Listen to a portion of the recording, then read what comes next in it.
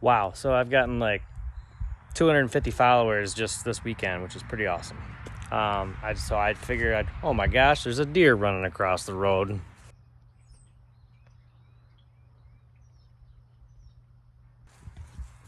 Random. All right, since we got some traction, I figure I'd get on here and tell you guys a little bit about myself. My name is Chris Failing. I am gonna be 36 this July. I rebuilt my first dirt bike engine when I was 11 years old. Weston here with my son. You ride a PW and you work on your own bike, right? Good job, man. Good job. Yeah.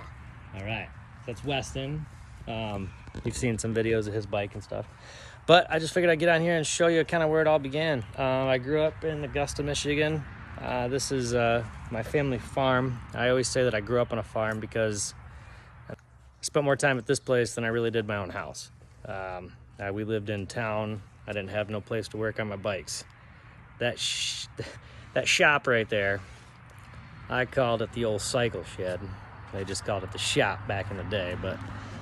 And in this shop right here is where I rebuilt my first engine.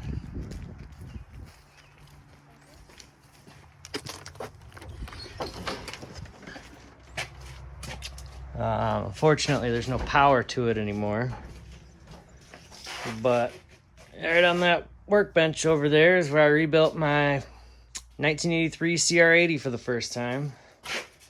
Sat right here in a bucket. I took it apart. And then, it's funny, here's the graphics.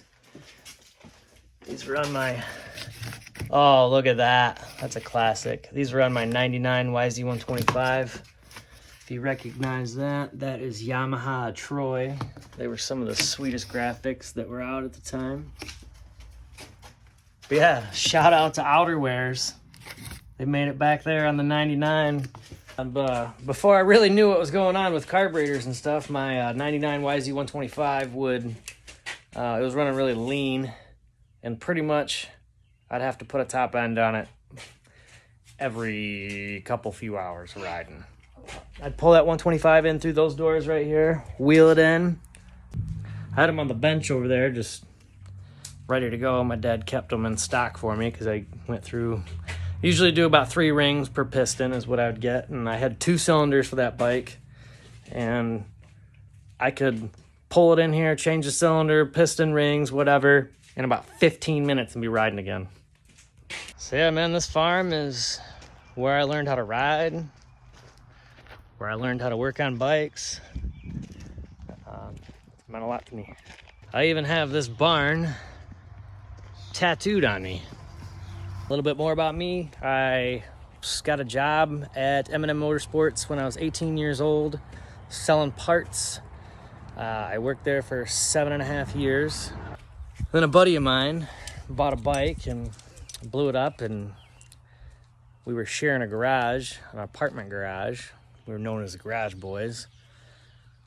He got me into this thing because I rebuilt his engine for him, basically, for letting me keep my shit in his garage. He just said I was really good at it. Never seen anybody that was my age that knew how to do that. And I'm like, I've just been doing this because I've been broke and had to rebuild my 80s and my 125s, and just how it was.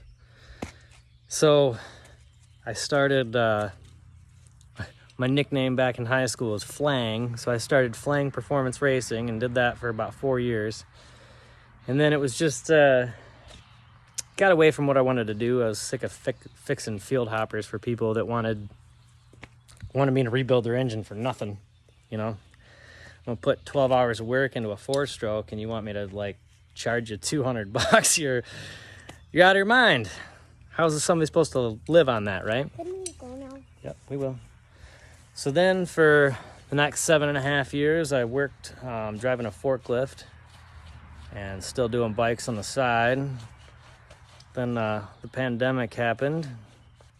I went from 410s to about 712s for months.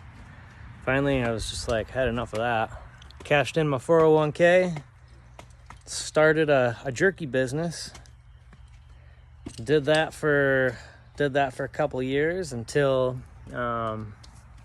inflation just kind of took over and took my profit margins into nothing. And I didn't know what I was going to do.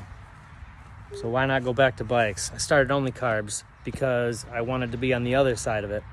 I didn't want to fix the field hoppers for the dude with the field hopper budget. I wanted to grab the field hopper, do it up my way.